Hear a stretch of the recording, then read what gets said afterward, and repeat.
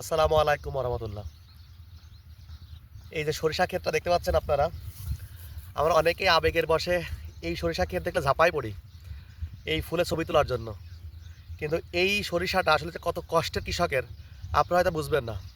কিন্তু রাস্তার পাশে যখন আপনারা যান, হুট করে সরিষা ক্ষেত দেখলেই লাফ দিয়ে ছবি তোলার জন্য বসে পড়েন। আজকে আমি ঠিক এই জমির আইলে বসে আছি, দেখতে পাচ্ছেন।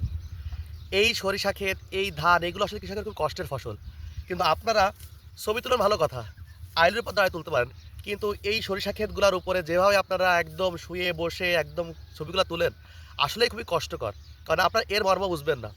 এই সরিষাটা ফলাইতে এই কষ্ট করে কী পরিমাণ কষ্ট হয় কৃষকের, এটা আপনাদের বোঝার ক্ষমতা নাই। শুধুমাত্র যারা এর সাথে যুক্ত, এই কৃষি পেশার সাথে বা এই ধরনের কাজের সাথে, শুধুমাত্র তারাই বোঝে এর কষ্ট এবং মর্মটা।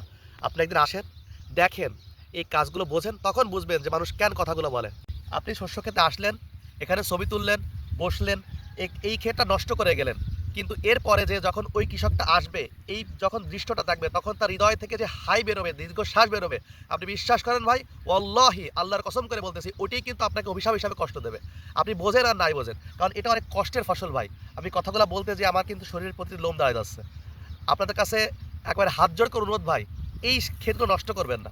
ছবি তুলেন, যদি একেবারে খুবই ইচ্ছা হয় আইলের উপর দাঁড়ায় তুলবেন বা এখানে বসে তুলেন, কিন্তু দয়া করে এই শস্য ক্ষেতগুলা বা যে কোনো ক্ষেত ভাই নষ্ট করবেন না। আল্লাহর দোহাই আপনাদেরকে, আমার কথাই কেউ কষ্ট পাবেন না ভাই। আসলে টুকটাক এই পেশার সাথে যুক্ত, এইগুলা দিয়ে থাকি, এজন্য এগুলো কষ্ট বুঝি, ফিল করি। তো আবারও বলতেছি ভাই, আপনারা প্লিজ কেউ কষ্ট পাবেন না। সবাই ভালো থাকবেন। আসসালামু আলাইকুম ওয়া রাহমাতুল্লাহি ওয়া বারাকাতুহু।